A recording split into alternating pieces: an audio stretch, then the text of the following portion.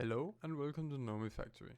In this episode we will work towards getting a lot more low voltage machines so we can keep improving our recipes and get better ratios.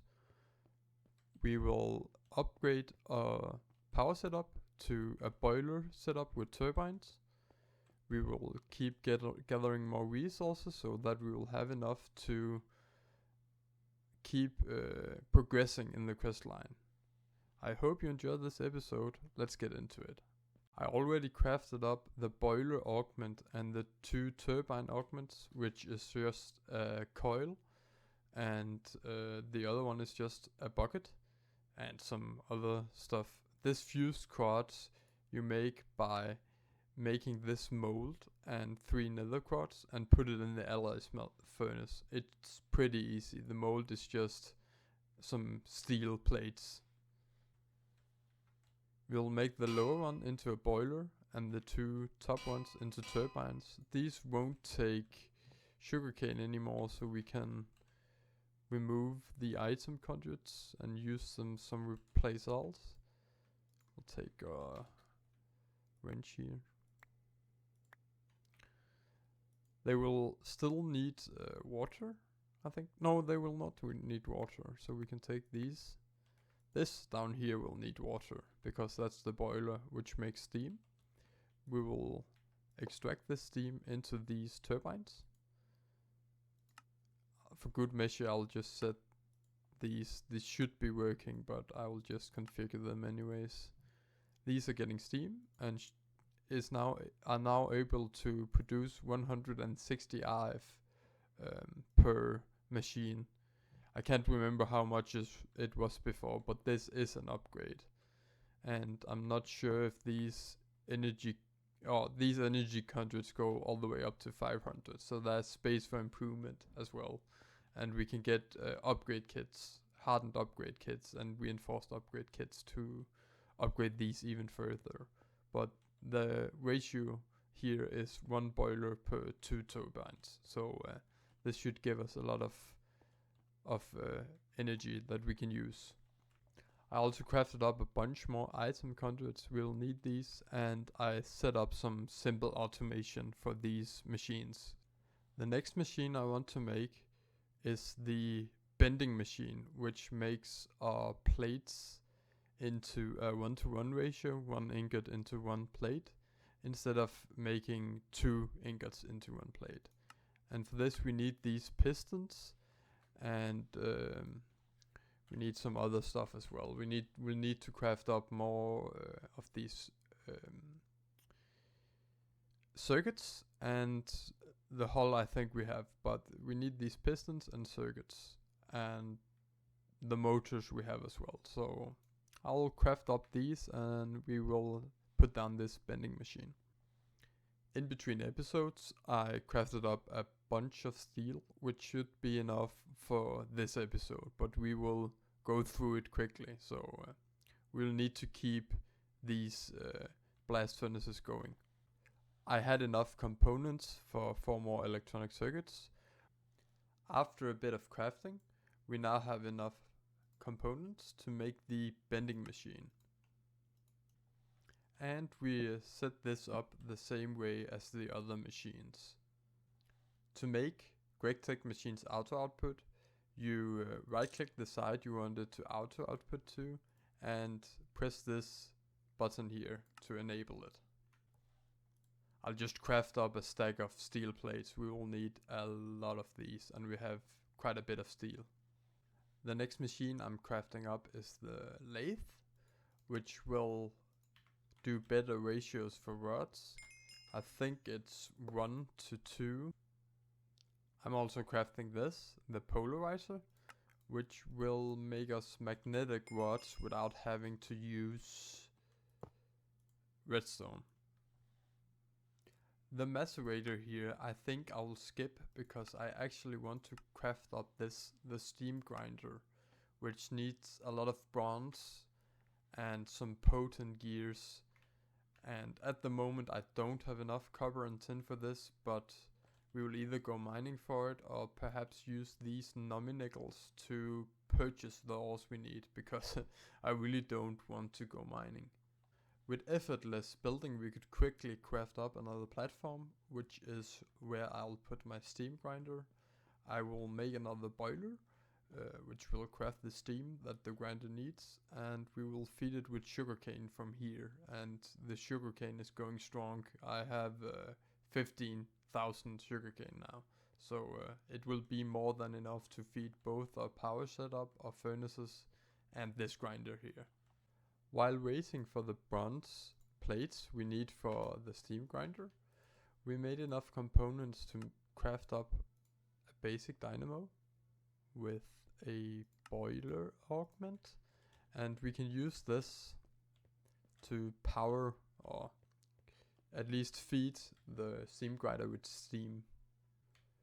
We will also want to craft up another one of these infinite water sources, which should be quite easy. I crafted up 2 stacks of bronze plates, which I think should be enough, but if it isn't, we have a bit more bronze we can make into plates. We also needed potent gears for the controller, this steam grinder, and we make this potent dust and smelt it up to get the ingots. After some crafting, we should have the items we need to build up the steam grinder. We have the steam hatch here, which accepts steam from the boiler. We have these casings, which we use to build out the grinder.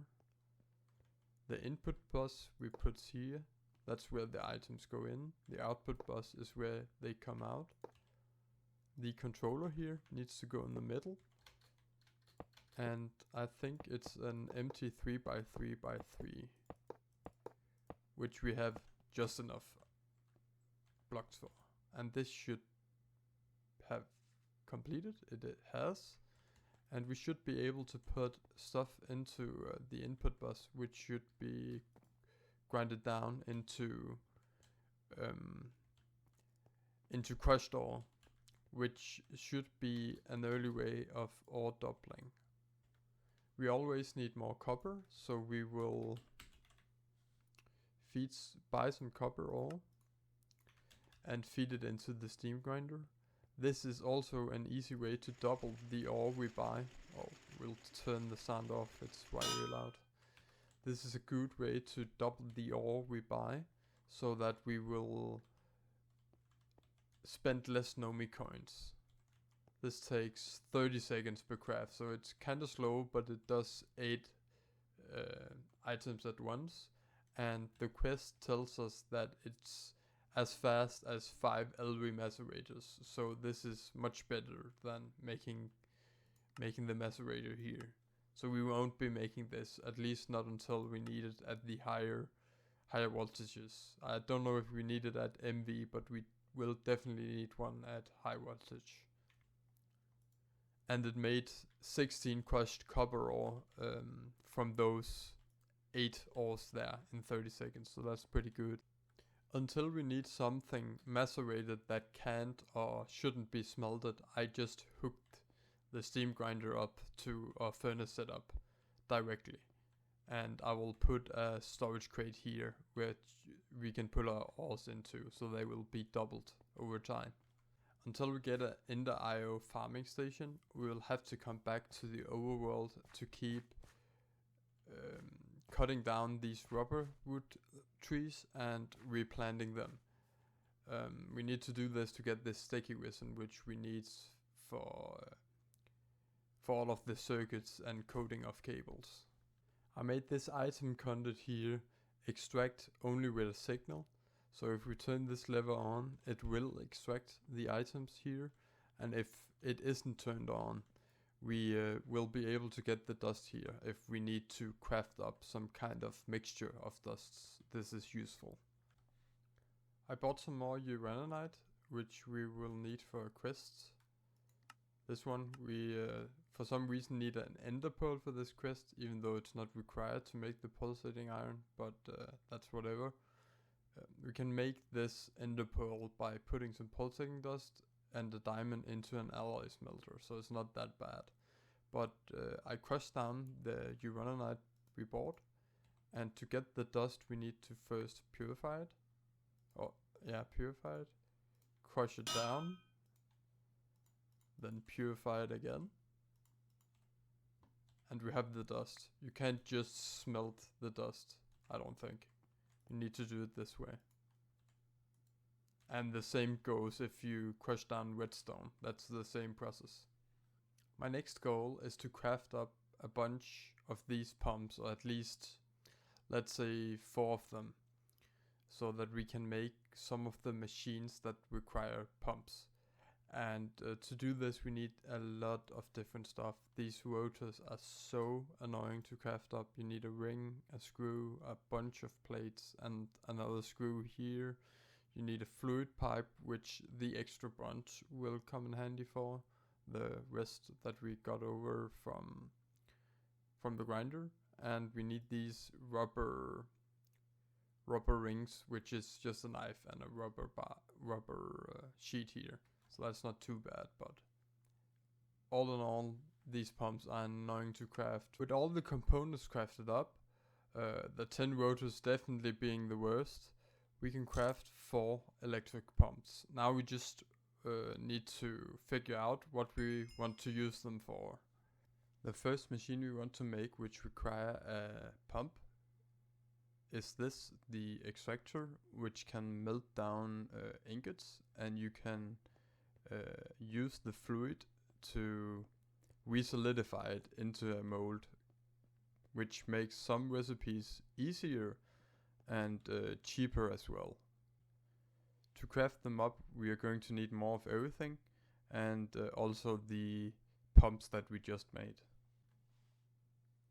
We crafted up yet more electronic circuits, which was the last thing we needed for this machine, which is enough to get us this basic extractor. We'll put this on the line. We also had enough to make the fluid solidifier. All we needed was a chest. And this we want to put down next to the extractor, so that the fluid we make with the extractor can be transferred straight into the fluid solidifier by just right clicking here and setting auto output to enabled.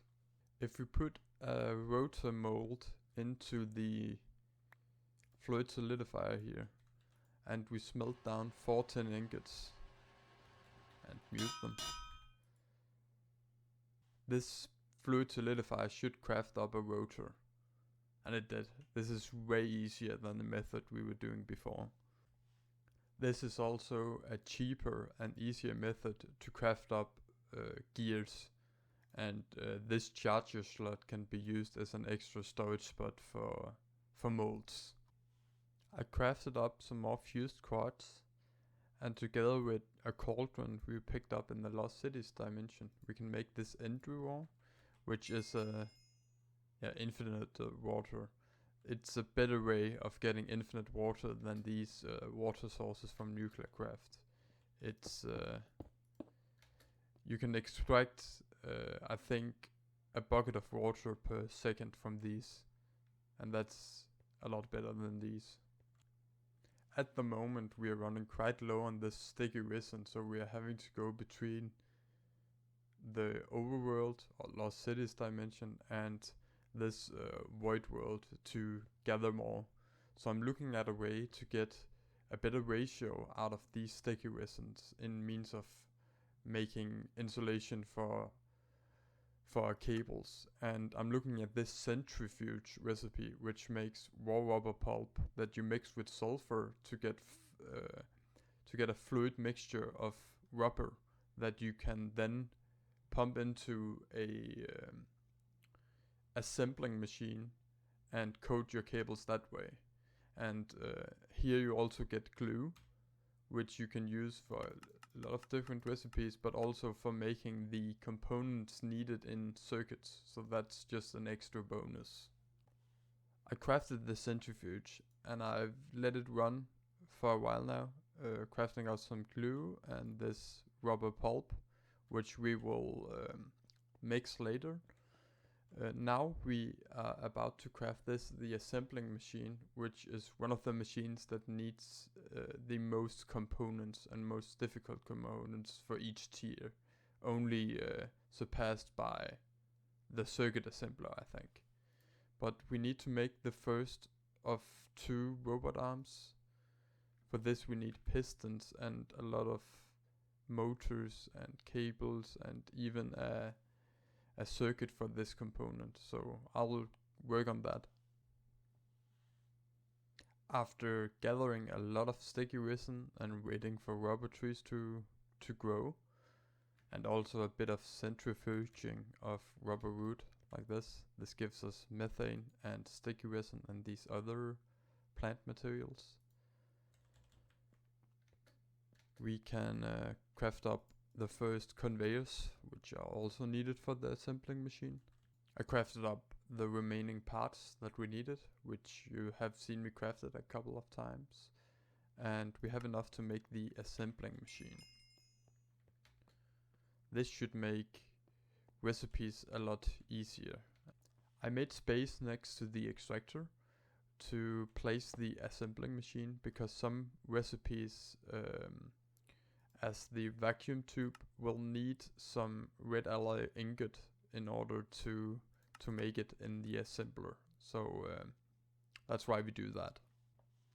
For fluids that aren't acid, I usually go with the steel drums to transfer them between machines. We can just left click on the fluid we want, and the drum even shows that it contains 3,100 liters of glue, or 3.1 mini buckets, 3.1 buckets, and we can left click it into the assembling machine. If we put in some charcoal dust and some fine copper wire, we will be making our first recipe in the assembling machine, which is the resistors. And this is a way easier way to craft them up, cheaper too. To make the better recipe for these circuit boards, we want the wood plank here and the copper foil. The copper foil is easy. It's just made in the bending machine, and these wood planks are a little more difficult if you don't have the machine, which we don't, which is the compressor that compresses down wood pulp into these planks here. I make sure to keep filling up these blast furnaces, because we are already down to 1.5 stack of steel, which is not enough for the projects we want to do. Before crafting up the compressor though, we want to make this chemical reactor where we can make rubber in. And I want to do this because I always find myself needing more coated cables. We yet again need more circuits, and this time for the vacuum tubes I want to make them in the assembler. And to do this we will need some red alloy ingot smelted down into fluid, and for 1 ingot we can make 8 of these recipes, and they come at a discounted price. We make sure to change the direction of this extractor, put in the red alloy. This should make its way over here. I will make up some glass tubes and some bolts and copper wire, and we will try and put it in here.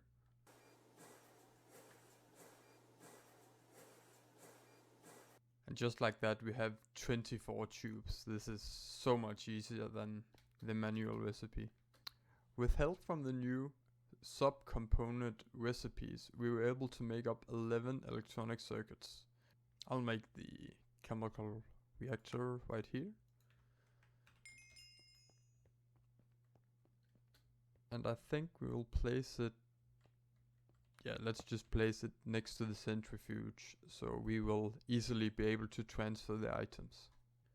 The sulfur we need for the rubber we can get from the nether, but I'll just buy some with Nomi coins to make it a little easier. I think I'll buy a stack. If we take some of the rubber from the centrifuge here and we combine it with sulfur dust, and we will obviously mute the machine. I extract the rubber into a tank or a drum, and we will be able to pick this up and put it into the assembler with some cables, which should give us the coded cables that we are asking for. We'll try it out with some tin cables. Grab the rubber, put it in the assembler here, which can only hold 8 buckets, that's fine. Put in some tin wire and it should coat the cables. This is a more efficient way of coating cables, and at some point we will need to do it this way at higher tiers, and we will also need better grades of rubber at higher tiers, but that's not until a while later down the line. I had a nice little crafting session where I crafted up a bunch of items we needed for the blast furnace. We crafted up all the buses that we needed for it, input and output buses and hatches. We crafted up a tin rotor, bunch fluid pipes, a bunch of motors, this muffler hatch, a maintenance hatch, some coils we needed for the energy hatches, which we make here. We crafted up some casings that we need for the blast furnace. We need to craft up the controller as well, an energy converter, more conduits which can be made cheaper in the assembling machine. We craft up a battery buffer, some battery alloy, which is just lead mixed with antimony. We make them into battery hulls and combine them with lithium to make them into batteries. I crafted up another energy converter so that it's independent from this setup here. And for this setup I also crafted a battery buffer, which will help the craft keep going if we run out of power from a setup. It has a little backup here, so that's why we do that. Place down some cables, and we obviously need energy for it. We'll place those there. It doesn't matter if these X's here are placed outside, but I just liked having them like this so I can see them. The input hatch I'll probably put here. Oh, bus, sorry. And the output bus I put here. Same goes with the hatches. We won't need those until later, but they are nice to have. The controller on in the middle on the lowest layer. Then these two can be casings. And then we need 2 layers with a hole in the middle, 2 donuts of these coils. And then the top needs to be casings. The middle needs to be this muffler so that smoke can come out. And then the last is the maintenance hatch. And it should form it did. In the unofficial version of the community edition we have maintenance, which we have to do. It tells us here which problems it has. And then we have to put the corresponding tools into this hatch here. Everything is wrong with it almost, so I'll just use all the tools I have and see if it won't work.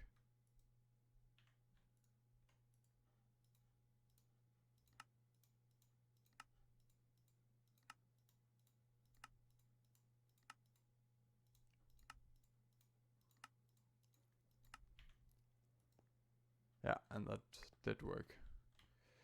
At some point you can also get some tape, I think, which will keep these from ever having any problems.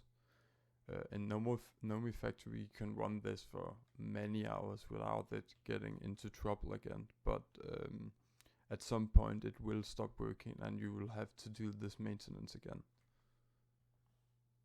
We smelt the next TF ingot in here, or the ingot we need for medium voltage, and we don't quite have any aluminium yet, but we get this from electrolyzing clay dust. And to do this we need a way of getting a lot of clay dust, and we need the electrolyzer, so I'll be working on that. After not a lot of crafting, we are able to craft up the basic electrolyzer. An easy way to get a lot of clay dust is to mine down these buildings in the lost dimension, and then pulverizing the terracotta. Since we have the steam grinder, this shouldn't take too long.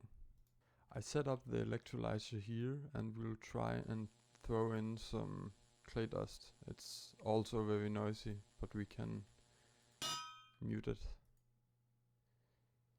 It takes a while here, so we need this running in the background.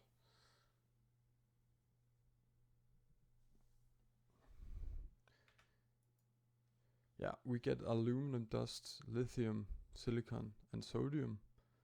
Silicon will become important later.